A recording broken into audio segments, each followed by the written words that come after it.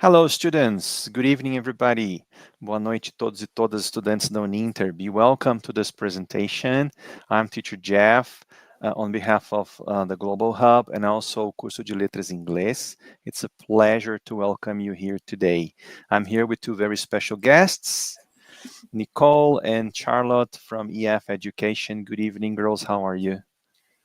We're good. How are you? Yeah, really good, thank you. Nicole quer dar um recadinho, né, Nicole? E nessa primeira parte, só essa primeira parte a gente vai falar em português e depois a gente volta para o inglês com a apresentação da Charlotte. Nicole, pode falar um pouquinho para a gente então sobre a iniciativa Teacher on the Road da IF, que está trazendo a Charlotte para conversar hoje com os estudantes da Uninter? Vamos lá, pessoal. Para me apresentar para vocês, né? O Jefferson já falou, meu nome é Nicole.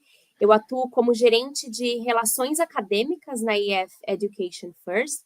A gente já tem tido o prazer de fazer algumas iniciativas junto com a Uninter, então pode ser que muitos de vocês já conheçam a EF, mas a EF é uma empresa sueca que tem 60 anos de vida e 37 anos de operação no Brasil, e nós somos a maior empresa de educação internacional do mundo, e basicamente há 60 anos o que a gente faz é proporcionar experiências para estudantes no exterior.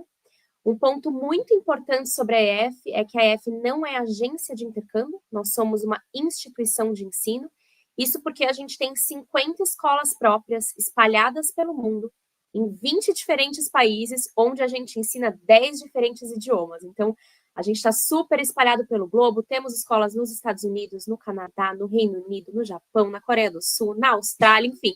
Até no Havaí a gente tem escola, então a gente tem possibilidades de intercâmbio para todos os gostos. E hoje, no Brasil, infelizmente, a gente não tem uma escola da EF ainda. O que a gente tem são equipes ali que dão suporte para estudantes brasileiros estudarem no exterior. E apesar de não termos uma escola aqui no Brasil, a gente tem uma frente muito forte de parcerias com instituições de ensino, onde a gente realiza uma série de iniciativas de cunho pedagógico e acadêmica para estudantes de instituições parceiras. E é isso que a gente está fazendo aqui agora. Essa é uma iniciativa que a gente chama de Teacher on the Road, onde um professor da EF, todo semestre, vem aqui para o Brasil e ele traz alguns temas de palestras que a gente entrega para estudantes de instituições de ensino selecionadas e convidadas. E é um prazer estar aqui com vocês aqui do Uninter hoje, para a gente conversar um pouquinho com a Charlotte, que é uma professora da EF em uma escola nossa na Inglaterra. Então, a gente está muito feliz por estar aqui. Agradeço muito ao Jefferson pela parceria de sempre e por topar fazer parte dessa iniciativa tão significativa. Maravilha, a gente que agradece a presença de vocês, a parceria com a EF, né? Lembrando os estudantes que a gente tem no nosso site do Global Hub um banner que leva para uma página que tem as informações do convênio da EF com a Uninter, que traz benefícios especiais para os alunos da Uninter.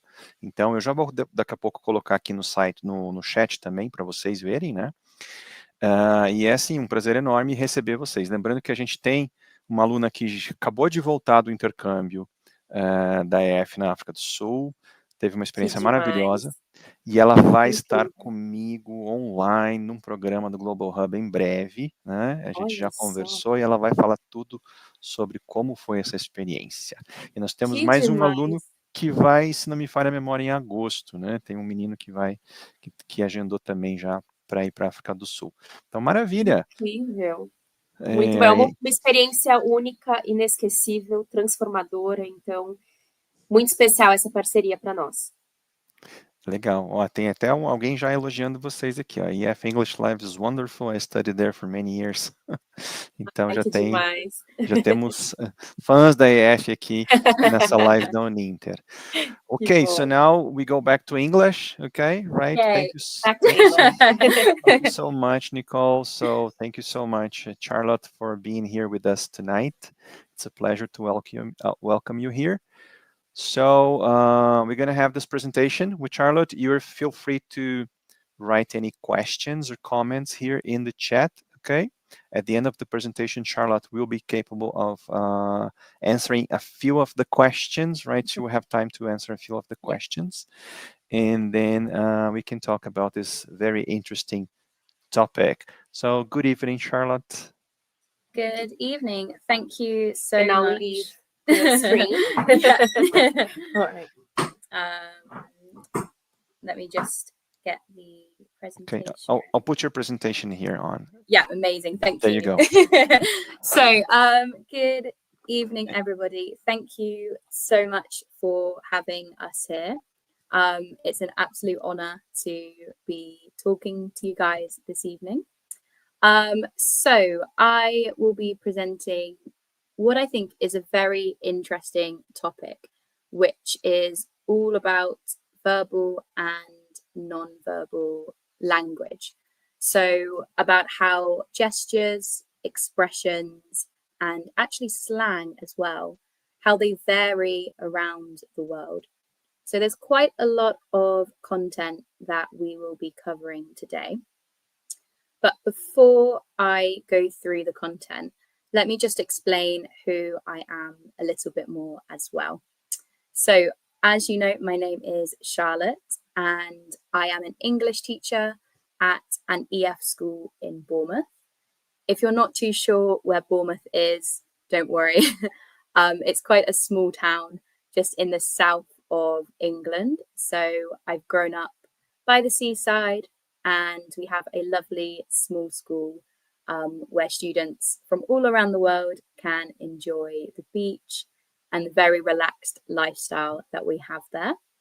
I studied French, Spanish, and English linguistics at university. Unfortunately, I can't speak Portuguese. So you may have noticed when those guys were speaking Portuguese then, I was kind of politely nodding a little bit and smiling when I understood some words. The Spanish helps me a little bit to understand. I have been very lucky to work abroad in some different countries. I have worked in Paris in France and also in Valencia in Spain. I absolutely love traveling. It's a very big fact about me. And I'm very happy to be in Brazil. I am here. And it's the 22nd country I have visited. So traveling to different countries, learning about the culture and the differences is something that is really important to me. And I hope that this reflects in this presentation. So we are going to cover three main topics this evening. Firstly, we are going to look at a definition of body language and its importance in everyday life in general. We are going to try to understand some of the body language differences around the world and kind of how maybe they could be seen differently depending on where you are.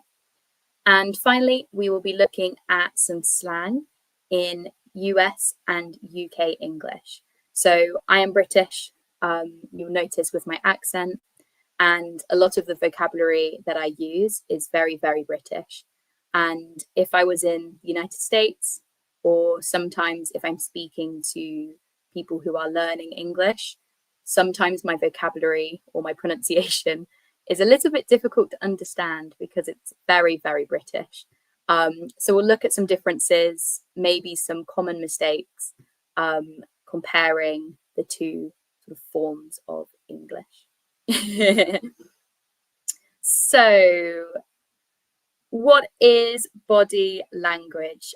We have a very simple definition here, and it's all about how we communicate, but without using any actual words. It could be our facial expressions, the gestures that we use, and even our posture, so how we are presenting ourselves. We have a lovely expression in English, which is actions speak louder than words. And I think this is a very important quote that we have, because sometimes if we don't say anything at all, just the way that we are acting, the way that we are presenting ourselves can give so much more information than the words that we may or may not use. So a really lovely expression there. Actions speak louder than words.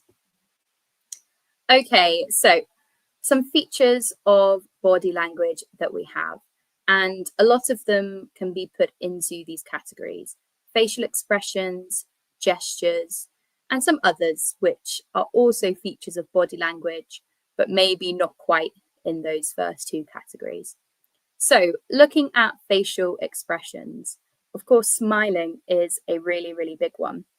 And the different smiles that we give people can have a different view. If I smile naturally, like this, you can tell that I'm happy and I'm willing to be spoken to.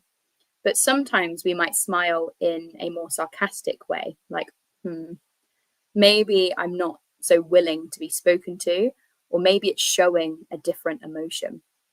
We can show our anger or our upset with our facial expressions. And this can be shown in different ways, depending on where you are from.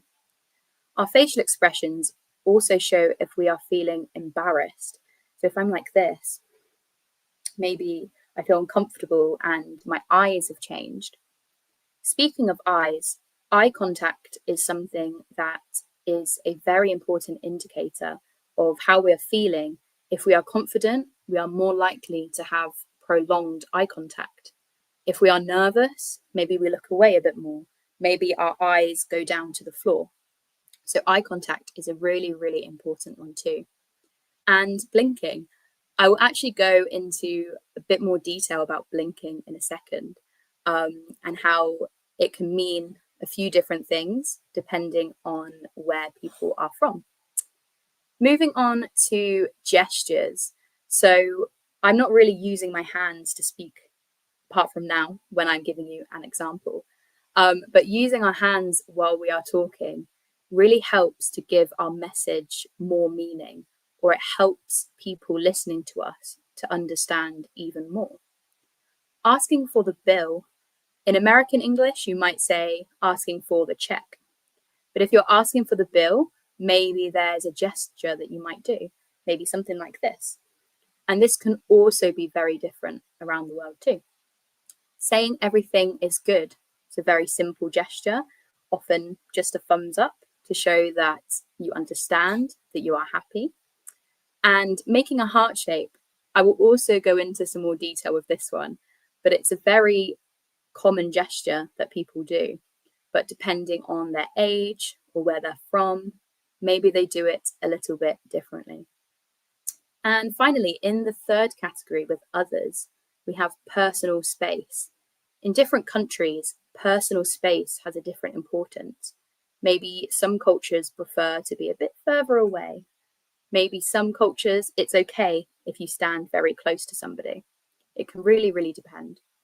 Posture, as I mentioned before, how we present ourselves to other people can indicate a lot about how we are feeling or how willing we are for a conversation. And finally, in general, our appearance, the clothes we are wearing, if we have any makeup on, if we are sort of dyeing our hair, maybe it can tell us things about what we like, maybe about how we are feeling on that day. It can give a lot of information without even saying any words. So why is it important to be aware of our body language? As I've mentioned, depending on where you are or who you are talking to, your body language might give some different impressions. The way that we listen to people, the way we look at them, the way we move and react, it tells the people that are listening to us if we actually care about what they are saying.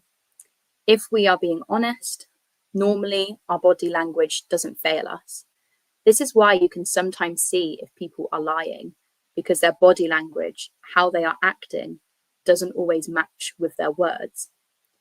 If we are being honest with our body language and our words, this can increase trust, whether that's with a friend or with a company maybe.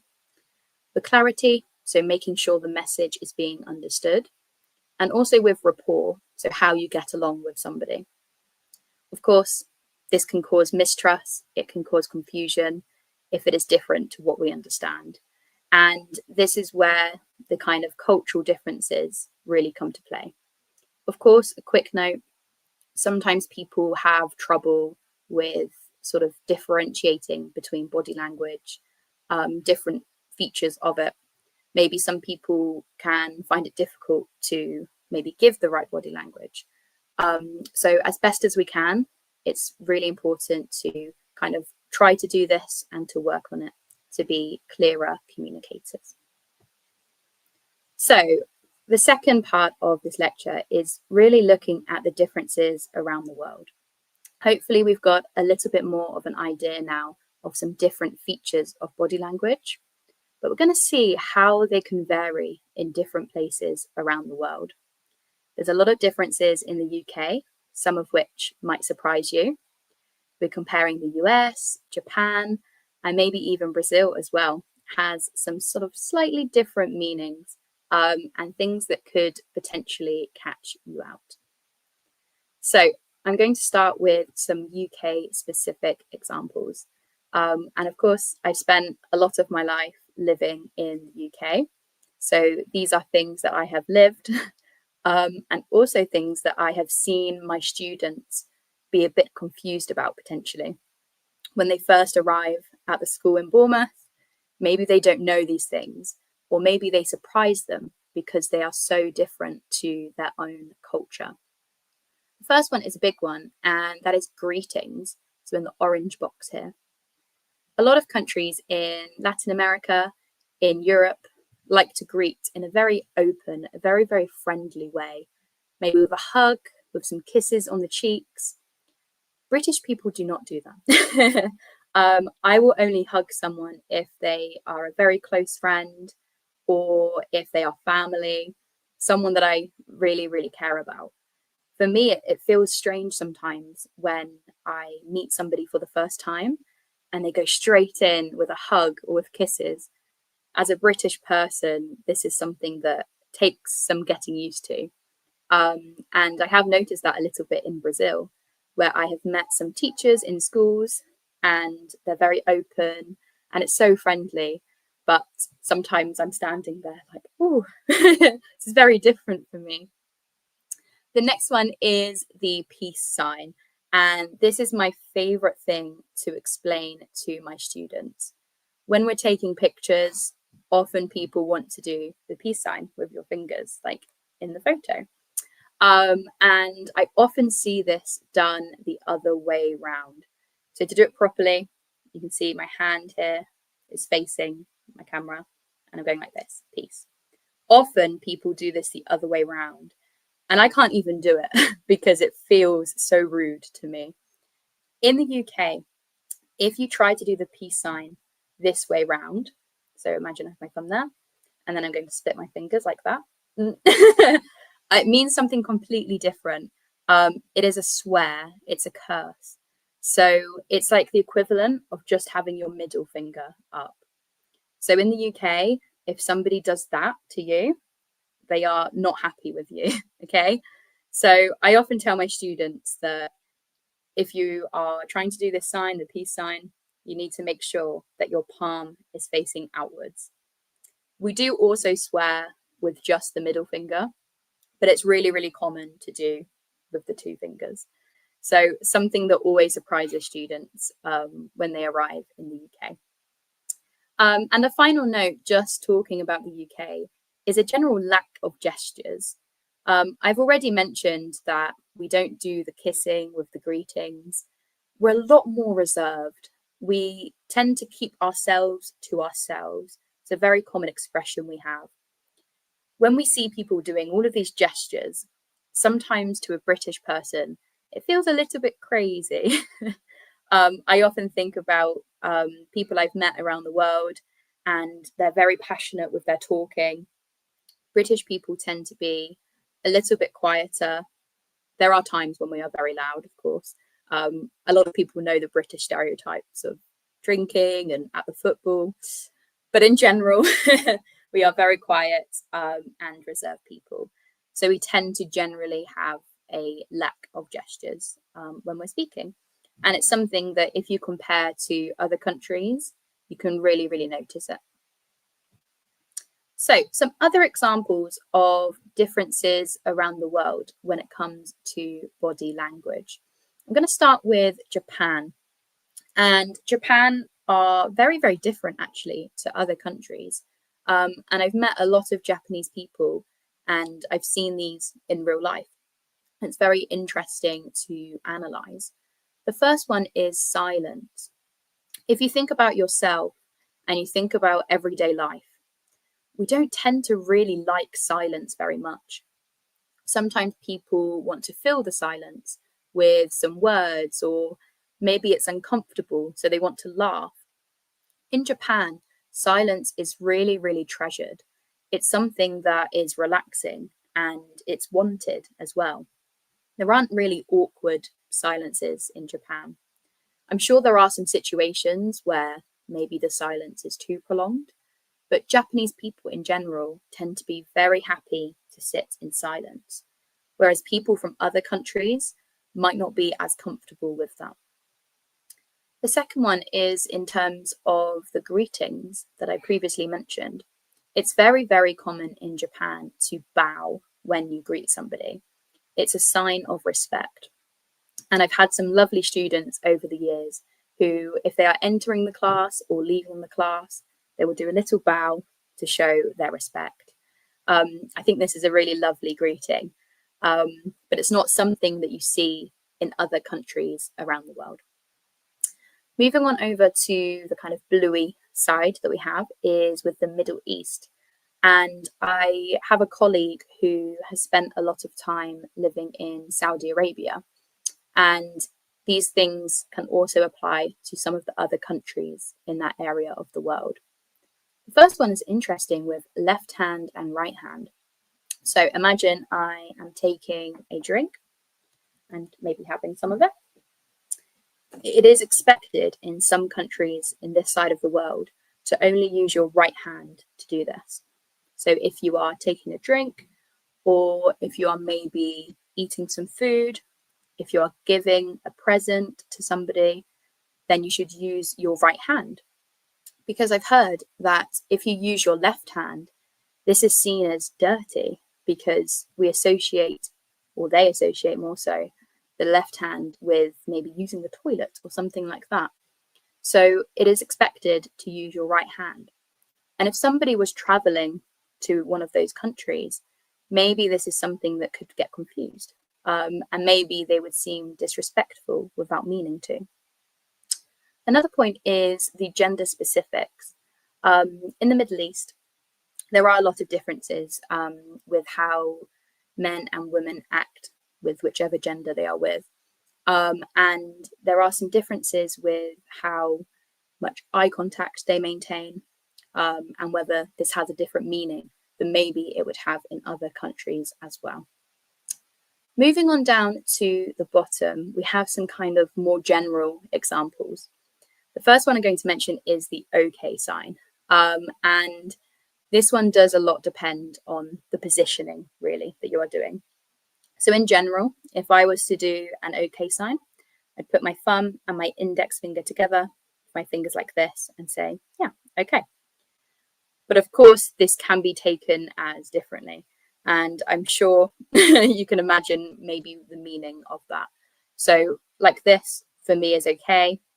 But of course, if you're changing your position, maybe having it lower down, then that could mean something else.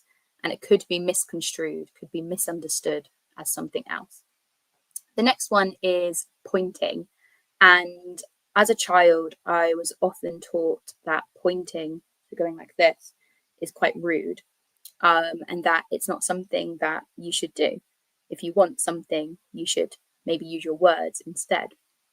And in some countries around the world, they actually point with blinking. So I mentioned blinking a little bit earlier. And maybe if they want something, instead of pointing with their finger, they would blink with their eyes. And that is indicating that they want something. The next one is a thumbs up. This is something that is very, very universal. Similar to our OK sign, it means that something is good, that we are happy. But I have read that in some countries, including Greece, if you do a double thumbs up, that could be seen as meaning something else. And it could be a little bit rude as well. I'll let you do some reading on that if you are interested. At the top, just above the hearts, we have clicking. So similar to pointing, clicking with our fingers is something that can be seen as being rude in some cultures. I've discussed with my classes before how they would try to get somebody's attention if they were in a restaurant. And I've had some students who say, oh yeah, I'd go like this. I want their attention. I need their attention. I used to be a waitress when I was a teenager. And if anyone clicked at me, no, they would not be getting their food, or at least not in the way that they want their food. It can be seen as very, very rude in some cultures. And finally, the hearts. This is maybe slightly a cultural thing, but also with age as well. Depending on how old you are, you may do this in a different way. I've always done it this way. So a little heart with my hands, very nice. But also I've seen this version, which is a slightly newer version. And some of my students taught me this version, which I think originated in South Korea. So if you don't know what that means, maybe if you were visiting a country where it's really common to make this heart shape, you could be confused. What does it mean? All right, so the third main part of this lecture is looking at differences between US and UK English, and especially looking at slang, and then also some common mistakes.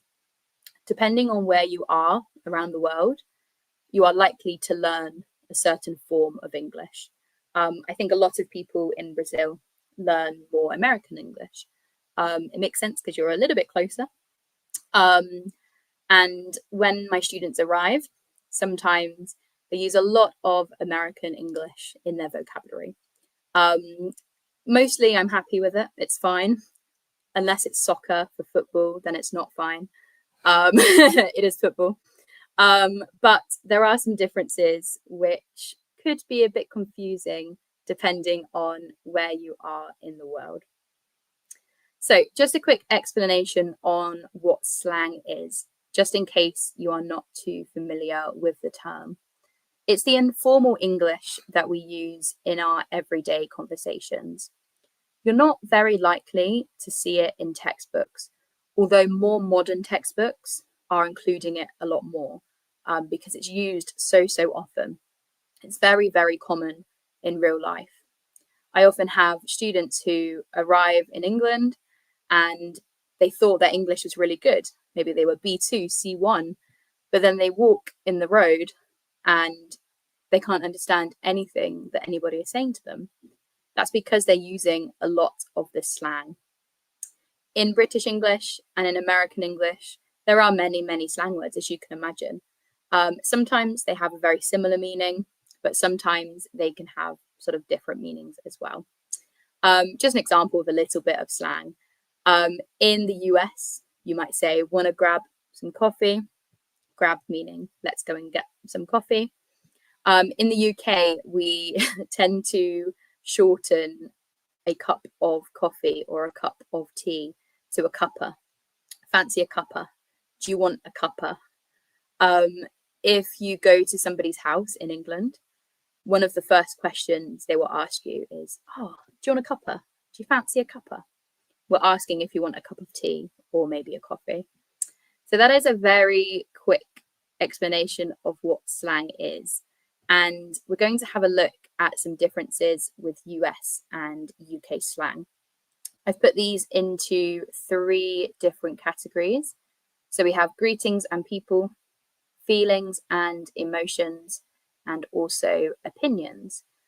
I've given you some vocabulary and also some examples so you can see them in a little bit of context. Starting with our US slang, of course. For greetings or people, maybe saying something like dude, bro, or man. If you're greeting, maybe hey y'all. It's a very southern state sort of way of greeting, I imagine. And although maybe saying something like bro or man can be a bit more common in the UK, it is very much more associated with American English, and it's not the standard to say in the UK. Hey y'all, how's it going? Yeah man, let's grab a drink. So kind of using those with an example there. Some feelings or emotions. If you are feeling beat or you are feeling wiped out, I feel like I should put on an American accent for this. But if you're feeling those things, maybe you are feeling tired. So just some different ways of saying you're tired, expanding your vocabulary. If you are psyched, if you are pumped, then maybe you are excited for something. If you are flabbergasted, flabbergasted, it's a brilliant word. Maybe you are shocked about something or surprised. Whoa, I'm flabbergasted.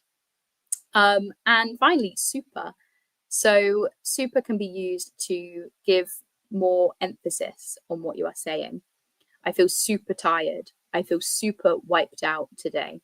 It's like saying very or really, but it's really, really common in American English. Opinions. Something is good. Maybe it's awesome. Maybe it's sick. Maybe it's dope. We do use some of these in the UK as well. If something is bad, maybe it is lame. And sketchy. I wonder if you've heard this word before, sketchy. Something is sketchy. It is just a bit strange, maybe a little bit dangerous as well. A person can be sketchy.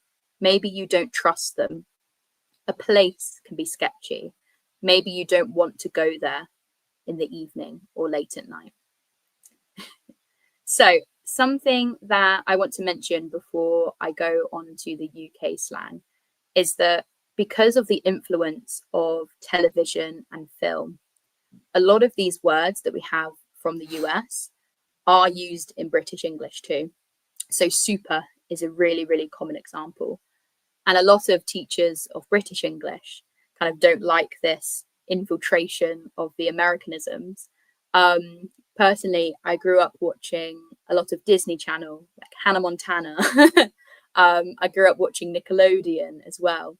So some of these words do appear when I speak as well, especially super. I've caught myself saying that quite a lot recently. Maybe it's TikTok as well. I don't know. So looking at some UK slang, and I've tried to find some words which have the same meaning as the American English slang that I previously explained. So greetings and people. Mate. It's probably the most common word when you're in conversation with somebody in the UK. Mate. It's like your friend, but they don't even have to be your friend. You could be in conversation, maybe you disagree with someone and you say, oh mate, you're wrong. Doesn't have to be your friend. Bloke or lad, these are brilliant. If you're explaining kind of a person, normally a man, if they are a little bit older, maybe you would call them a bloke. Strange word, bloke. And sometimes if they're a bit younger, maybe a lad. In some parts of the UK, lad is used all the time. You might have heard some people from Liverpool speaking in their Scouse accent, and they use the word lad all of the time. The next one is one of my favorites, which really confuses students, and that's all right, but with a question mark on the end. So I'm not just saying, oh, the food was all right. No, this is a greeting. So imagine you are walking down the street and you see someone that you know, maybe not enough to have a proper conversation, definitely not enough to give them a kiss. You'll just say, all right. And then they will reply, yeah, all right. And then you'll be on your way. So it's like asking, how are you? But you don't expect an answer in return, really. If I say to you, all right, I don't want you to reply, oh, actually, no, I'm not good. My wife, I'm having an argument. No, I don't care, actually. All right is just a polite acknowledgement of a person. And we often do this head going up as well, like, all right, all right. And finally, cheers, brilliant word, a must know if you go to the UK. Firstly, cheers has the meaning when you celebrate something and you clink your drinks together, we all go cheers like that. But cheers also means thank you. So you would say to somebody, oh, cheers for doing that.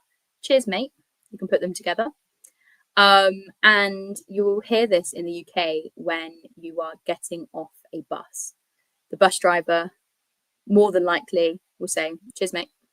Very quickly as well. It sounds like one word, cheers, mate. So sometimes that can confuse people a little bit. The feelings and emotions. So for US English, we had, I feel beat, I feel wiped out. In British English, you are knackered. It's a silent K, knackered. Ugh, I'm proper knackered today. I will explain proper a little bit more as well. I'm knackered. I'm so tired. One of my favorite words in the British language is chuffed. Say that British language because it's very much a British word rather than an American English word. Chuffed. Oh, if you're chuffed, you feel very happy, maybe proud as well. You have received some news and you feel chuffed. Oh, I'm so chuffed. Got a really good question I've just popped up there. Mate and lad used in Australia. Yes, all the time, especially lad. And mate, I sounded a bit Australian, I think, when I said mate too. Gobsmacked. So we had flabbergasted in the US slang version. Gobsmacked. In the UK, your gob is your mouth. So maybe you have a burger and you need to really open your gob, open your mouth to be able to eat it. So if you're gobsmacked, it's literally you smack your mouth in surprise. I am gobsmacked. And then proper.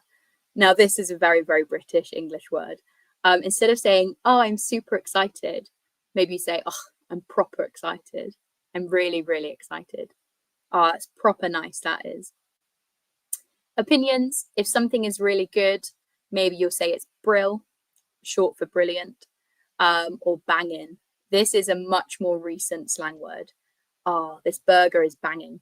I think I'm hungry because I'm using burgers as a few examples here. If something isn't very good, maybe it is rubbish. Ugh, that movie was rubbish. Or should I say, that film was rubbish, the more British English way of saying it. And then instead of sketchy, which we do say sometimes as well, you can say dodgy. Don't go to that area. It's really dodgy. You don't want to go there. So we've looked at some slang and I want to have a quick look at some common language mistakes. Depending on where you are in the world and who you are talking to, you do have to be a little bit careful with some of these words. You probably know some of them already. Maybe you have had these problems in the past. Starting with pants versus trousers. So I have had this situation where I was in my school and I have a colleague who is from California. And once I was walking down the corridor and she said to me, oh, Charlotte, I really like your pants today. And I was like, what? You can see my pants? This is because in British English, we often refer to our underwear as pants. So I was maybe wondering if she'd seen my underwear somehow, and I was very shocked by that. We refer to our kind of long material down our legs as trousers. So just a slight difference there that maybe could catch some people out.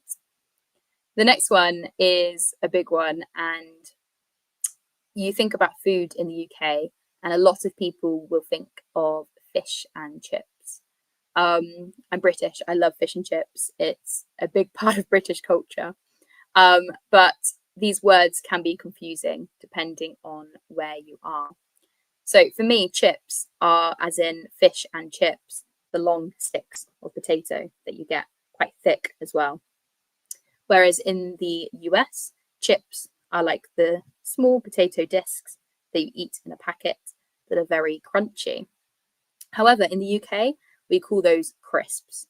So if I'm having maybe a sandwich, I might want some crisps on the side as a little side dish. And then fries, for a British English speaker, fries for me are just the McDonald's ones. They're very thin. For me, chips are thick ones and fries are thin ones. Whereas in the US, all chips are fries. I hope that makes sense. So if you go to the UK and you ask for chips, you'll get the thick, long potato strips, I guess. Whereas if you go to the US and you ask for chips, you'll get the discs that I would call crisps. The next one, pacifier versus dummy. So when a baby is very, very young, maybe their parents will give them a pacifier in the US. So something to put in their mouth so that maybe they're not crying as much, to comfort them. Whereas in the UK, we refer to this as a dummy. Pass the baby's dummy, please. That sounds very strange because often a dummy might be like a stupid person or something like that. Say, oh, you're such a dummy. But for us, a dummy what is put in the baby's mouth. And finally, this one you do have to be careful with if you're going to the US. Imagine I have a whiteboard or just some paper with some pencil I have written and I want to get rid of it. Then you can use an eraser just to make it go away. In the UK, we do say eraser, but we also say a rubber. Like, can you pass me a rubber? In the US, rubber has a very, very, very different meaning. And if you ask somebody for a rubber, you will receive something else, a condom, actually. So that's a really, really big one that you don't want to make the mistake with. To not confuse my students, I often say, just call it an eraser. It's fine. I say that word too, so it's all good. So have an activity time, and I know you guys have a chat that you can use for this. So I have spoken a lot about body language, about the differences, with some vocabulary as well, comparing British English and American English. And hopefully you were listening to me and you could understand what I was talking about. So I have some questions for you. 5 questions. I would like you to maybe have a look at them for a couple of minutes. And then if you have an answer, maybe you can write them in the chat, and we can have a look afterwards at your answers. So hopefully you have learnt some interesting things and you can answer my questions. Great. So let's give people some time. You know, Perfect. people are very active here in the chat. They're talking a lot, commenting on what you're saying and exchanging experiences and information. Amazing. We love to hear that. Yeah. So let's see, guys. Think about these questions and try to answer them. Maybe any one of them, if you feel like, you know, just write what you think could be an answer for these questions here in the chat box. Okay. Gustavo mentioned it. He loves the word lad. It's a good word. Yeah.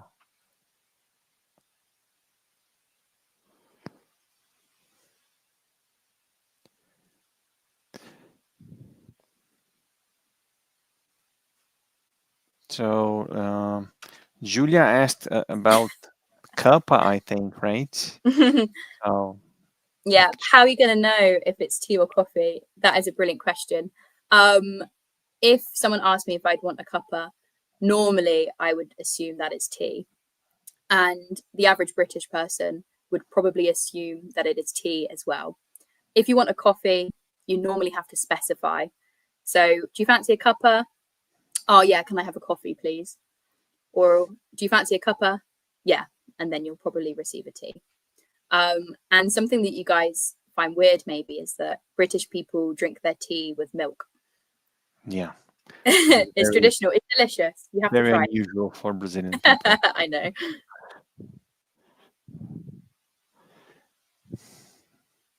Okay, some answers are popping up here. Yeah, amazing. Japan, number 3. Yeah, number 3, Japan. So very common to bow as a greeting. About the pacifier, yeah, is dummy. Yeah, so testing your short-term memory. It's a dummy. One more here. The body language is your posture, body behavior. Yeah, really good. It says much more than words. So it could be our posture, as mentioned, our gestures, maybe our eye contact as well. There's many, many features and even more that I couldn't put into this presentation. Yeah. And Camila, try to answer question number 2. Amazing. Showing the 2 fingers as the number 2, but yeah, with the palm of your hand like this. Very important. That is non-offensive. You won't get some angry British people after you. Okay. Great. Want to see if someone's got number 4.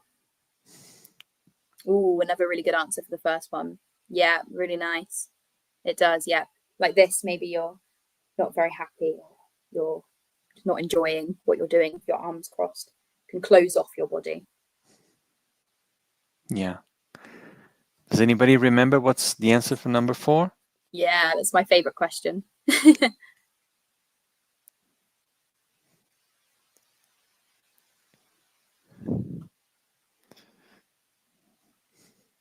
Yep, so you can say I'm knackered. There's a few other words you could replace as well. So the really and the friend, you could put a different word in there too. Super tired, yep. Super instead of really. A little bit more American English, really good. Yep, wiped out. Can anyone remember how to say really in a more British English way?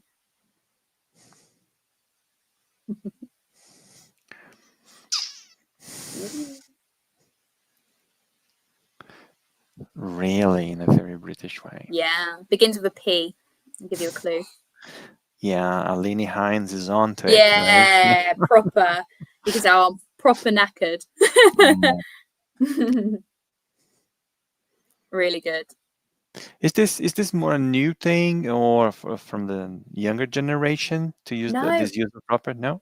No, proper. It's used a lot, especially with, I mean, a whole different lesson is about the London accents and the dialect they have there. But it's really common with working class people, and especially in the north of England and around London as well. We have an expression like, "our proper job," which means that you've done something really well. And that's used a lot in Yorkshire, which is very north of England. Wonderful. Let me share this one here. Rogério gave us a good tip, right? There's a great book called The Culture Map from Edin Mayer. Talks about business and decoding how people think and lead across cultures. Interesting, Rogério. Thank you. Yeah, it's a brilliant recommendation. Yeah. Wonderful. Okay. Yeah. Well, shall I go over to the QR code that we have? I guess it's about time, right? Yeah, we'll go over to this QR code, and then we've got some time for a couple of questions at the end as well. Nicole, to explain the QR code? Voltei. Essa iniciativa é uma iniciativa que a gente está querendo trazer mais e mais vezes para o Brasil. Tem sido incrível fazer isso. Acho que até agora a gente já visitou mais de 40 instituições, então tem sido muito positivo. E a gente quer fazer mais vezes, mas para a gente é muito importante receber um feedback do que vocês entenderam e puderam absorver. Então, a gente tem um QR Code por aqui, se vocês puderem escanear, ou ainda, se não der para escanear, dá para entrar nesse link que é tinyurl.com/pesquisa-ef. É um formulário bem rapidinho que vocês podem preencher, onde vocês têm que colocar de 0 a 10 quanto vocês conseguiram compreender dessa aula. É muito importante esse feedback para a gente poder fazer muito mais vezes. Maravilha, maravilha. Então participem, mesmo quem estiver assistindo depois, né? Quem não estiver assistindo ao vivo, né? Pode responder também. Pode responder a qualquer momento. Ele vai ficar disponível esse formulário. E é um feedback muito importante para a gente sempre aprimorar essa iniciativa. Maravilha.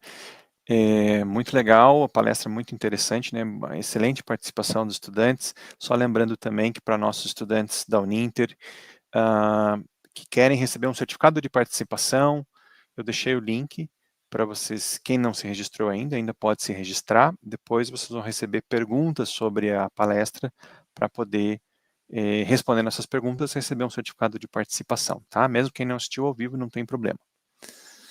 Então, eu acho que, de repente, só para encerrar, just to wrap it up, Charlotte, I remember Edvaldo made a question. He wrote a question here in the chat quite early, and I don't know if I'm going to be able to find it.